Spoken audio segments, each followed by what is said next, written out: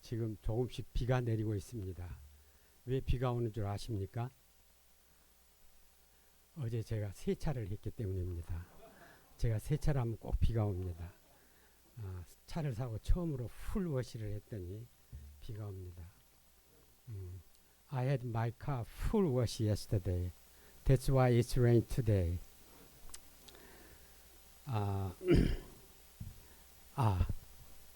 안녕하십니까. 감사합니다. 옆 사람하고 인사를 나누겠습니다.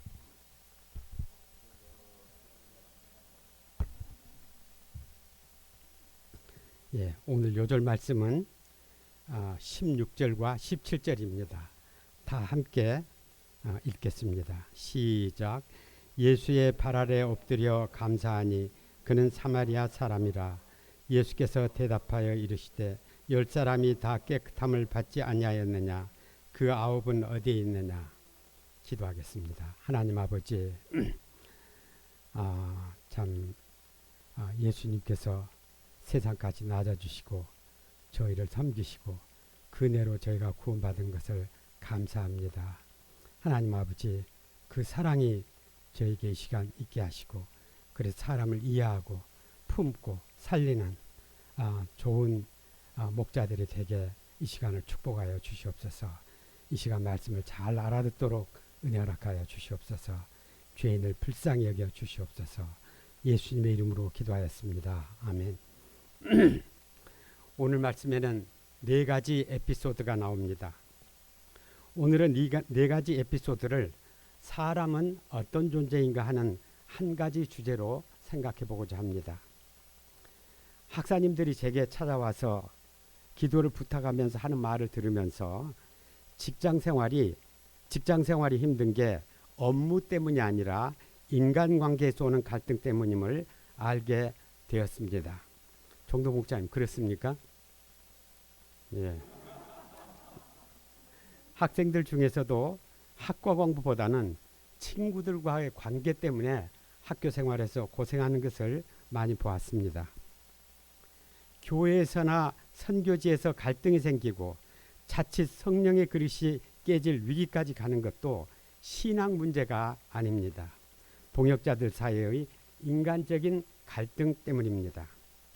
그리고 이 모든 갈등의 제일 큰 원인은 사람이 어떤 존재인가 하는 데 대한 생각, 즉 인간관이 없거나 잘못되거나 또 알다가도 잊어버린 데서 옵니다.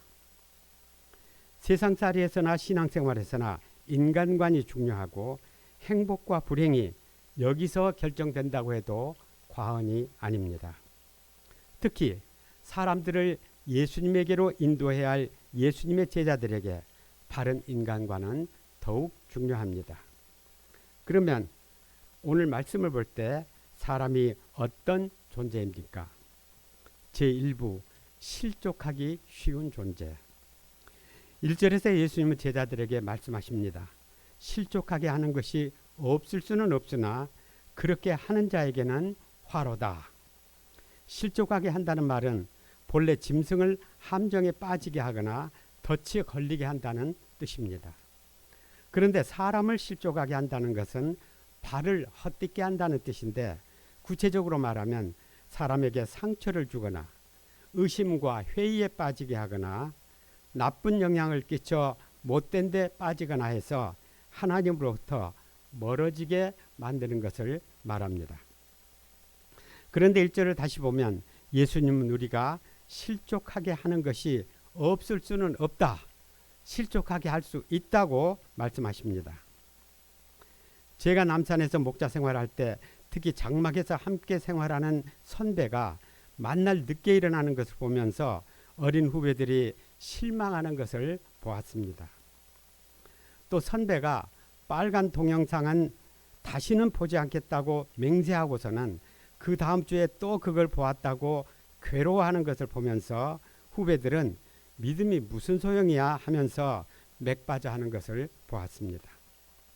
물론 선배가 죄가 있지만 진실하게 죄를 고백하고 투쟁하는 것을 보면서 후배가 도리어 그를 존경하면서 믿음이 자라는 경우도 있습니다. 그러나 역시 상처를 입거나 실족하는 사람들이 생길 수밖에 없습니다. 뿐만 아니라 하나님의 역사에 대해서 불평하고 형제나 목자님을 헐뜯는 말을 하거나 믿는 사람이 세상 사람보다 더 탐욕스럽고 시기심에 차 있으면 믿음이 어린 사람들은 신앙생활에 대해서 환멸을 갖게 됩니다. 특히 불신자들이나 믿음이 어린 사람들은 늘 신자들이나 목자들을 주시하고 있다가 크게 잘못되지 않는 말과 행동에 대해서도 실망하거나 실족하는 일이 많습니다. 자기들은 맨날 그러면서도 우리가 어쩌다 그러면 실족합니다. 신자와 불신자 사이에서뿐만 아니라 아버지가 자식을 실족하게 하고 부부가 서로에게 상처를 입히고 스승이 제자를 실망하게 합니다. 또 부자가 가난한 자를 분노하게 하고 힘 있는 자가 힘없는 자를 절망하게 하고 지도자가 백성들을 허탈하게 만듭니다. 사람 사는 세상에 실족하는 일이 정말로 많습니다. 특히 목자는 작은 실수로도 그의 양들에게 큰 상처를 입게 할 수 있습니다. 그런데 사람들이 실족하게 하는 일을 대수롭게 여기지 않습니다. 일부러 그런 게 아니고 말이야, 실수였지 않는가 하고 변명하고 그만한 일로 상처를 받다니 그 사람 못난 사람 아니야? 하면서 책임을 상대방에게 돌립니다. 그러나 예수님 말씀하십니다. 그가 이 작은 자 중에 하나를 실족하게 할진대 차라리 연자 맷돌이 그 목에 매여 바다에 던져지는 것이 나으니라. 연자 맷돌은 나귀 같은 힘 좋은 짐승을 부려서 돌리는 큰 돌로 만든 맷돌입니다. 이것을 목에 매달아 바다에 던지면 살아나올 사람이 없습니다. 연자 맷돌을 목에 매달아 바다에 던지는 것은 고대 페르시아나 그쪽 근처의 사용 방법이었다고 합니다. 그러니까 예수님은 사람이 사람을 실족할 일이 없을 수는 없지만 그러나 그것은 사형에 해당하는 무서운 죄악이라고 말씀하십니다. 3절에서 예수님은 너희는 스스로 조심하라고 말씀하십니다. 사람은 상처받기 쉽고 실족하기 쉬운 존재입니다. 예수님의 제자들은 사람이 그런 연약한 존재인 것을 인식하고 늘 조심해야 합니다. 그렇게 조심스럽게 살려 하면 아주 피곤합니다. 그래서 좀 젊은이들은 남의 눈치 보지 않고 내 느낌대로 산다 하면서 전혀 남을 의식하지 않습니다. 결과적으로 상처들이 옛날보다도 더 충만한 것을 봅니다. 그러나 예수님의 제자들은 사람이 연약하고 실족하기 쉬운 존재라는 것을 이해하며 사람을 소중하게 여기고 조심스럽게 대해야 합니다. 아멘. 제2부 끝없는 용서가 필요한 존재. 3절 뒷부분을 봅시다. 만일 네 형제가 죄를 범하거든 경계하고 회개하거든 용서하라. 사람이 실족하기 가장 쉬운 때가 죄를 범했을 때입니다.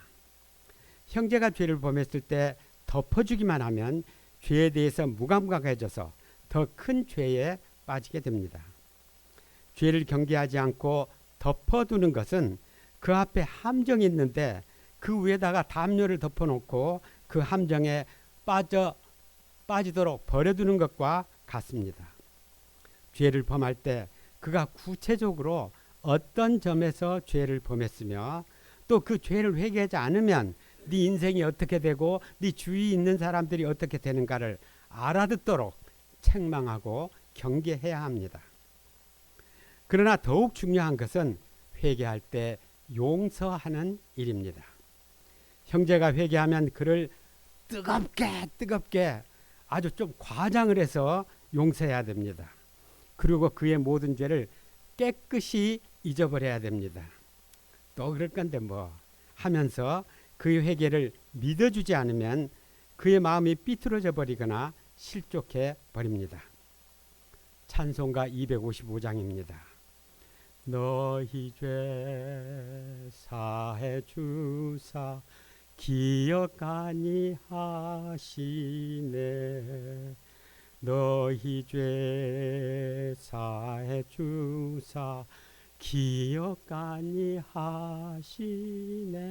저는 이 찬송이 얼마나 좋은지 모르겠습니다. 예수님은 이에 덧붙여 말씀하십니다.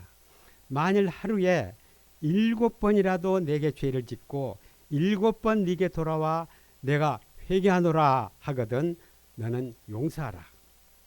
사실 하루에 7번이나 회개한다고 하면 그의 진실을 믿기가 어렵습니다.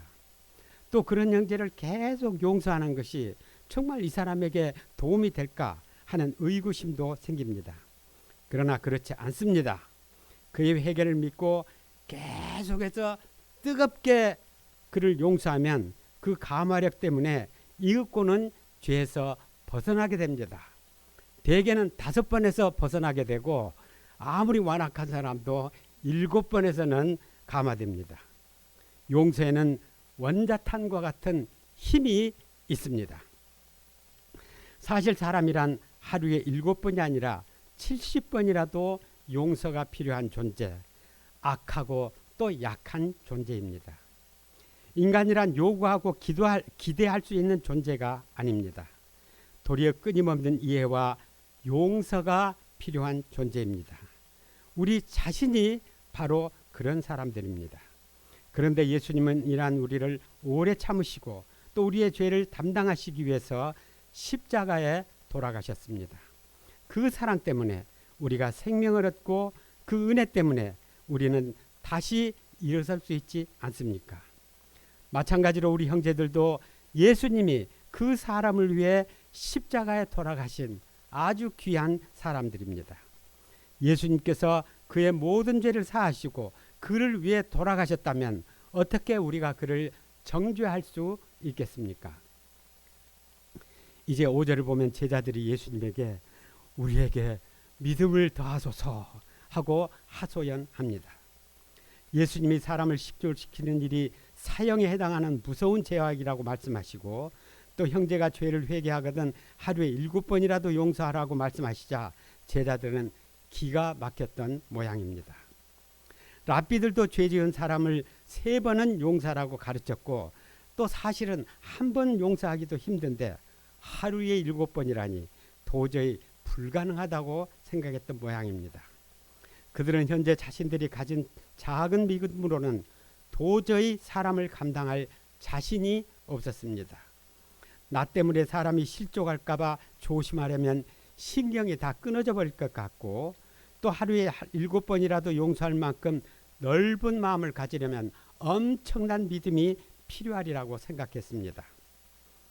그런데 예수님께서 말씀하십니다. 너희가 겨자씨 한 알만한 믿음이 있었더라면 이 뽕나무더러 뿌리가 뽑혀 바다에 심기우라 하셨을 것이요 그것이 너희에게 순종하였으리라. 겨자씨 보셨습니까? 제가 한 번은 생명의 말씀에서 그 겨자씨 공부하는데 겨자씨 한 10대 봉지를 샀습니다. 이렇게 주일날 돌려서 보려고. 근데 그 씨가 다 나중에 거의 전부 어디로 가버렸어요. 너무 작아서 숨만 쉬어도 날아갑니다. 예수님은 엄청난 믿음이 있는 게 아니라고 말씀하십니다. 겨자씨 한 알만한 믿음이 있으면 말 한마디로도 뽕나무가 뽑혀 바다에 심기게 할 수 있다고 말씀하십니다. 우리가 여기 주일날 하나님을 예배하기 위해 이 자리에 왔다면 우리 모두에게 겨자씨 한 알만한 믿음은 있습니다.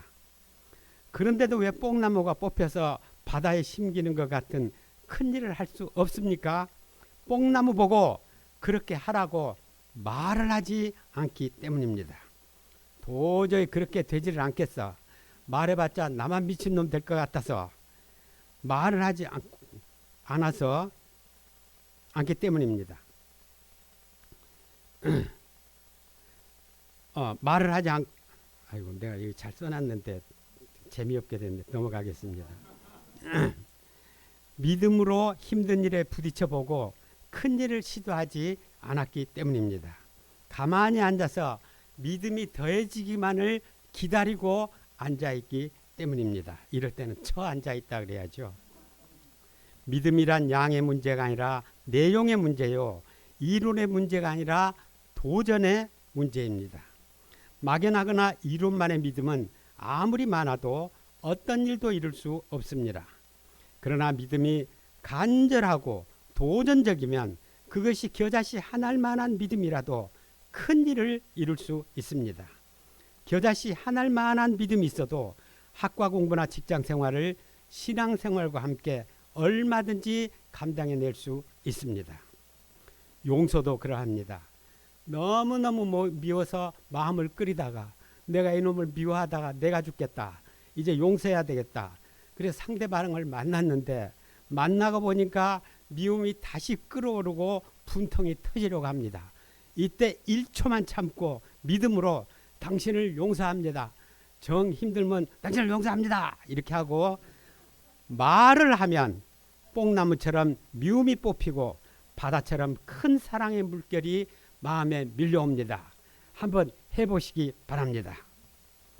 우리가 이제까지 믿음을 머리에서만 뱅방 돌린 것을 회개하러 믿음으로 도전할 수 있기를 기도드립니다. 당신을 용서합니다.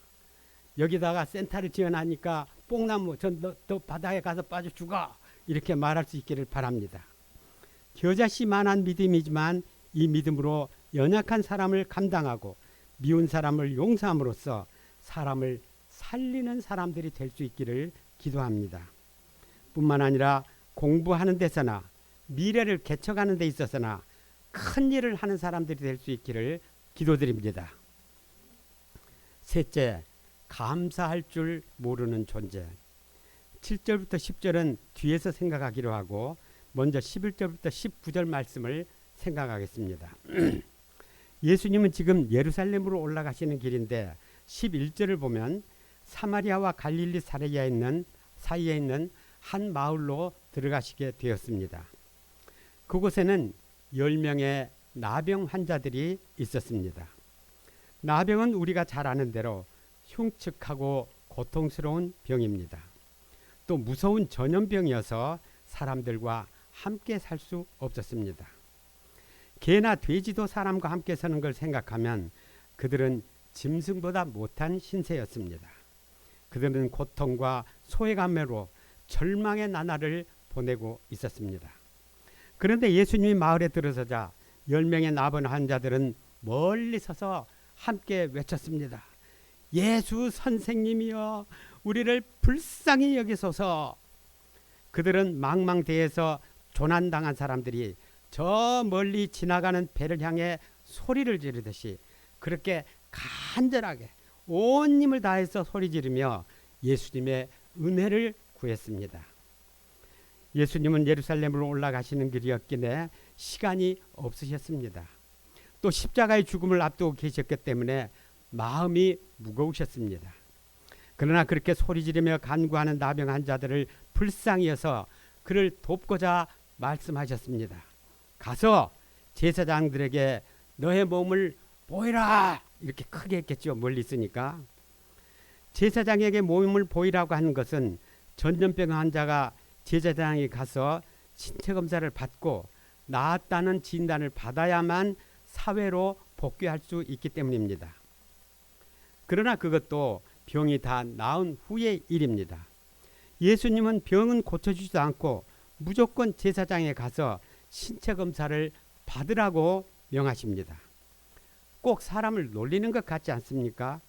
더군다나 나병 환자가 격리된 장소를 떠나면 돌에 맞아 죽게 되어 있었으니까 제사장에게 가다가 사람들로부터 돌에 맞아 죽으라는 말과도 같았습니다. 그러나 나병 환자들은 예수님의 말씀에 순종했습니다. 그런데 14절을 보면 그들이 가다가 깨끗함을 받은지라고 했습니다. 고쳐주지도 않으면서 웬 제사장이야 하는 의문을 품고 돌이나 맞지 않을까 하고 두려워하면서 그렇게 길을 가는데 갑자기 몸이 가뿐해지는 게 아니겠습니까? 그래서 서로 살펴보니 그 흉측하던 모습이 없어진 것이었습니다. 그들의 기쁨은 말로 다 할 수 없었습니다. 새로 태어난 것 같았습니다. 칙칙하고 고통스럽던 세상이 갑자기 아름답게 보였습니다. 그들은 단 한 가지 예수님의 말씀에 순종함으로써 나음을 얻었고 새로운 삶을 살게 되었습니다.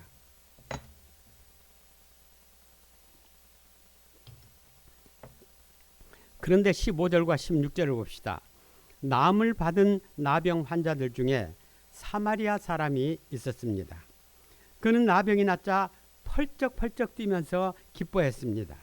그러다가 예수님으로 달려왔습니다. 그는 큰 소리로 하나님께 영광을 돌리며 예수님 아래 발에 엎드려 감사했습니다. 그런데 나머지 9은 어떻게 되었습니까? 그들은 병이 낫자 제 갈 길로 가버렸습니다. 그들은 예수님의 도움이 구할 때는 정말 간절했을 것이고 고쳐만 주신다면 일생 동안 그 은혜를 잊지 않을 심정이었을 것입니다.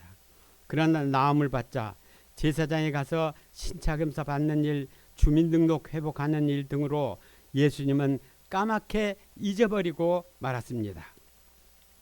그들은 큰 은혜를 입었지만 감사할 줄을 몰랐습니다.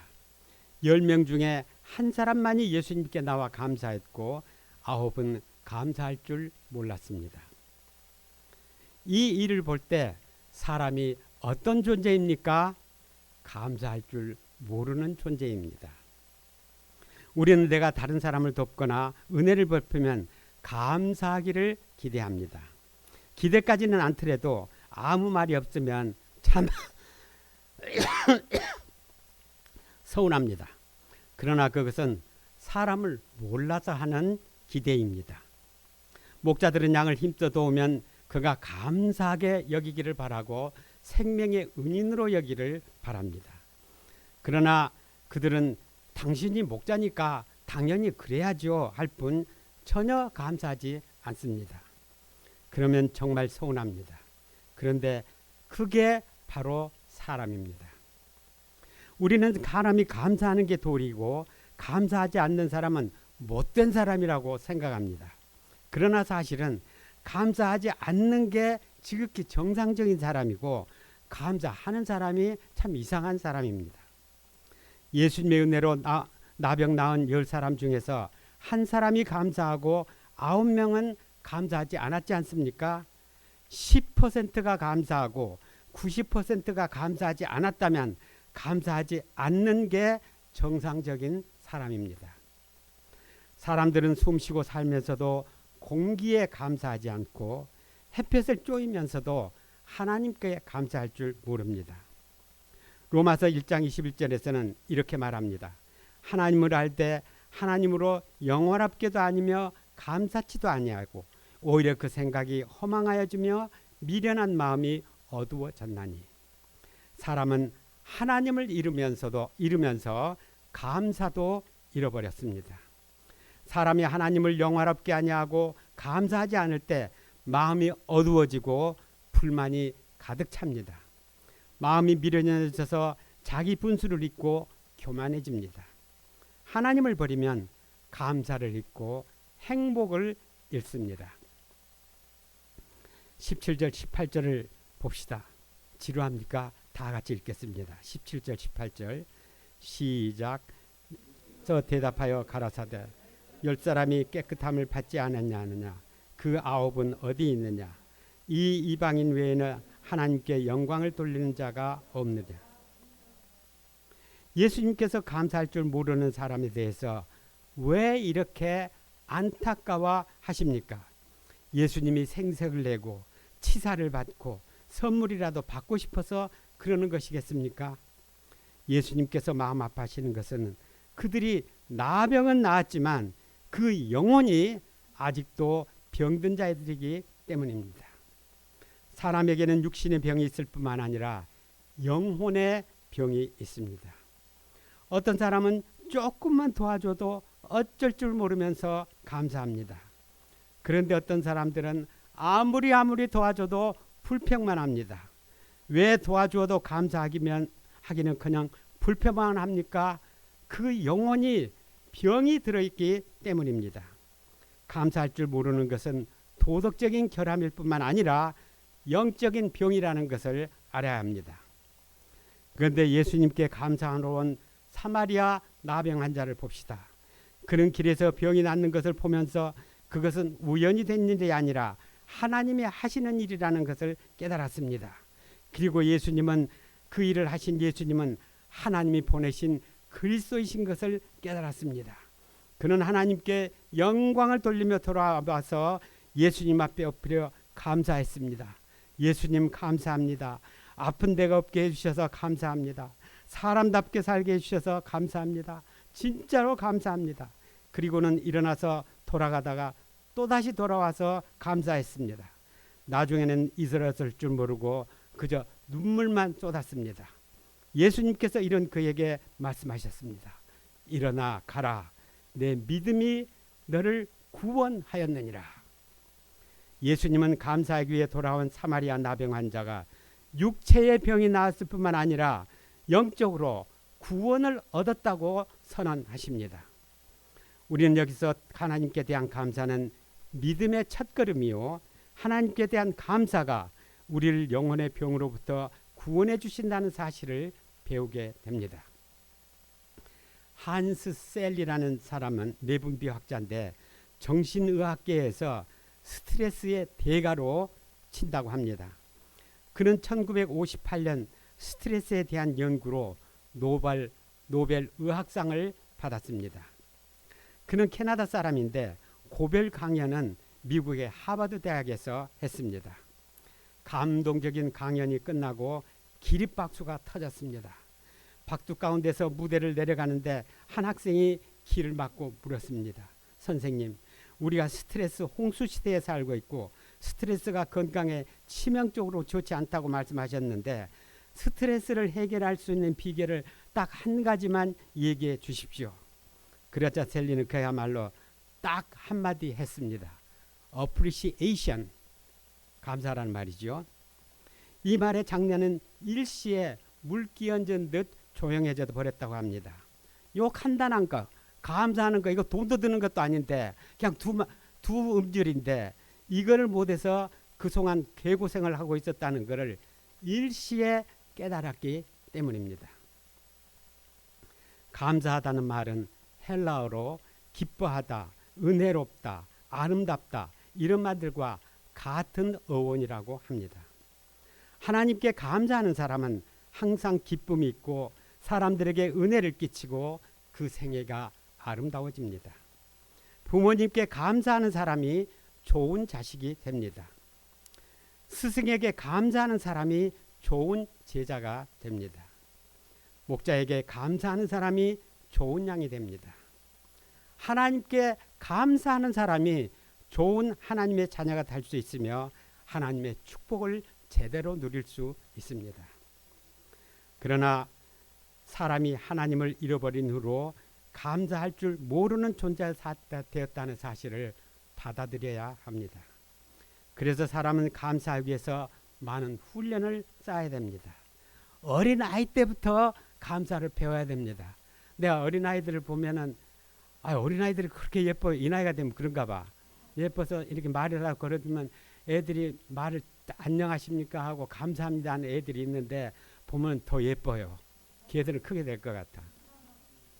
어릴 때부터 감사부터 배워야 됩니다. 그리고 감사할 줄 모르는 것이 사람의 마음인가를 이해하고 예수님의 제자들은 이들을 영접하고 사랑할 수 있어야 합니다. 예수님의 제자들은 특별한 사람이어야 되기 때문입니다. 넷째, 나는 무익한 종. 이제 앞에서 빼놓은 7절 10부터 10절을 마지막으로 공부하겠습니다. 우리가 사랑으로 사람을 잘 돕고 믿음으로 큰 일을 이루고 나면 사람들에게 인정받고자 하는 마음이 생깁니다. 보상을 바라는 마음을 갖게 되고 또 좀 이제는 쉬어야 되겠다는 생각도 갖습니다. 그러나 인정받고자 하는 마음이 생기면 사람의 눈치를 보게 되고 보상 심리가 생기면 불평이 많아지고 쉬고자 하는 마음이 생기면 그때부터 피곤해지기 시작합니다. 그래서 신앙생활을 오래 하거나 큰 일을 살아온 사람들이 도리어 교만하거나 못 쓰게 되는 경우가 많습니다. 예수님은 그의 제자들이 그렇게 되는 것을 염려하셨던 것 같습니다. 그래서 비유를 말씀하십니다. 한 종이 하루 종일 밭을 갈고 양을 쳤습니다. 배도 고프고 허리도 아프고 삭신도 쑤셨습니다. 이제는 집에 가서 따뜻한 물로 샤워하고 맛있는 저녁밥을 먹고 부드러운 잠자리에 들고 싶었습니다. 또 주인이 그의 성실함을 인정해주고 열심히 일한 당신 떠나라 하면서 얼마간의 보너스와 함께 며칠간이라도 휴가를 주리라 기대를 했습니다.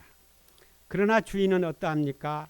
푹신한 소파에 깊게 앉아서 TV를 보고 있다가 종이 돌아오자 기다렸다는 듯이 저녁밥을 지으라고 명령합니다.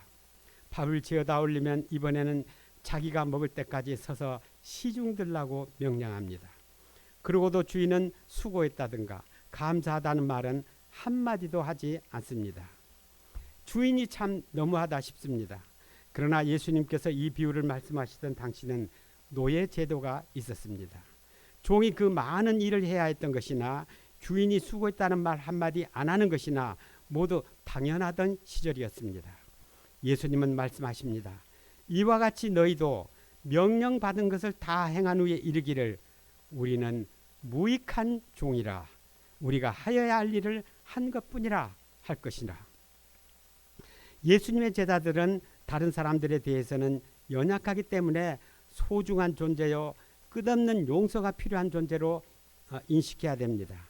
그러나 자신에 대해서는 나는 소중하지도 않고 연약하지도 않고 나는 무익한 종이야 하는 인식을 가져야 합니다. 무익한 종을 공동번역 성경에는 보잘것없는 종으로, 표준 번역 성경에는 쓸모없는 종으로, NIV 영어 성경에는 unworthy servant로 번역했습니다. 사실 우리는 하나님께서 보실 때 보잘것없는 사람들입니다. 내가 예수님의 제자요 하나님의 종으로서 하나님의 일을 할 수 있다는 그것이 하나님의 은혜일 뿐입니다. 사도 바울은 그의 서신의 첫머리마다 늘 자신이 하나님의 종이라는 것을 자랑스럽게 말합니다. 그러면서 고린도전서 15장 10절에는 이렇게 말합니다. 그러나 내가 나의 다 된 것은 하나님의 은혜로 된 것이니 내게 주신 그의 은혜가 헛되지 아니하여 내가 모든 사도보다 더 많이 수고하였으나 내가 한 것이 아니오 오직 나와 함께 하신 하나님의 은혜로라. 그는 아무리 수고를 해도 그것은 그 크신 은혜를 조금 갖는 것일 뿐이라고 생각했습니다. 그러므로 그는 아무리 수고를 해도 보상을 바라는 마음이나 불평하는 마음이 없었습니다. 주님을 위해서 시종드는 자체가 은혜였기 때문에 그에 많으면은 늘 감사가 있었을 뿐입니다. 그에게는 무익한 종의 행복이 있었습니다. 그리고 이러한 자세가 사도 바울을 위대한 주님의 종이 되게 했습니다. 우리에게도 이 자세와 이 행복을 주시기를 기도드립니다. 맺는 말, 수학자이자 철학자였던 파스칼은 사람은 갈대와 같다. 물 한 방울로도 그를 죽일 수 있다고 말했습니다. 그런데 그 연약한 사람들 사이에 경쟁은 점점 더 치열해지고 세상살이는 더욱 험해져만 갑니다. 그래서 사람이 상처받고 실종합니다. 영원히 병들어 감사를 잃고 행복을 잃어버립니다. 이런 세상에서 우리가 예수님이 가르쳐 주신 인간관을 속에 품을 수 있기를 기도드립니다. 사람을 소중하게 여기며 끝없이 용서하고 사랑할 수 있기를 기도드립니다. 그리고도 그들에게 감사나 보상을 바라지 말고 세상 마지막까지 무익한 종으로 살 수 있기를 기도드립니다. 아멘. 16절과 17절을 같이 읽겠습니다. 시작. 예수의 발 아래 엎드려 감사하니 그는 사마리아인이라. 예수께 대답하여 이르시되 10사람이 다 깨끗함을 받지 아니하였느냐? 그 9은 어디 있느냐? 하나님 아버지, 이 시간 사람이 어떤 존재인가를 깨우쳐 주셔서 감사합니다. 참 실족하기 쉬운 존재고 참 끝없는 용서가 필요한 존재고 감사할 줄 모르는 존재인 것을 배우게 됩니다. 하나님 아버지, 저희가 사람을 소중히 여기는 마음, 죄인이라도 영접할 수 있는 큰 마음을 일으켜서 참 경쟁사회에서 죽어가는 영혼들을 살릴 수 있도록 은혜를 하여 주십시오. 무엇보다도 저희가 이 세상에서 감사를 배워서 내 영혼을 구원하고 또 행복한 삶을 살 수 있도록 도와주시옵시며 하나님을 영광스럽게 할 수 있도록 도와주시옵소서. 예수님의 이름으로 기도하였습니다. 아멘. 감사합니다.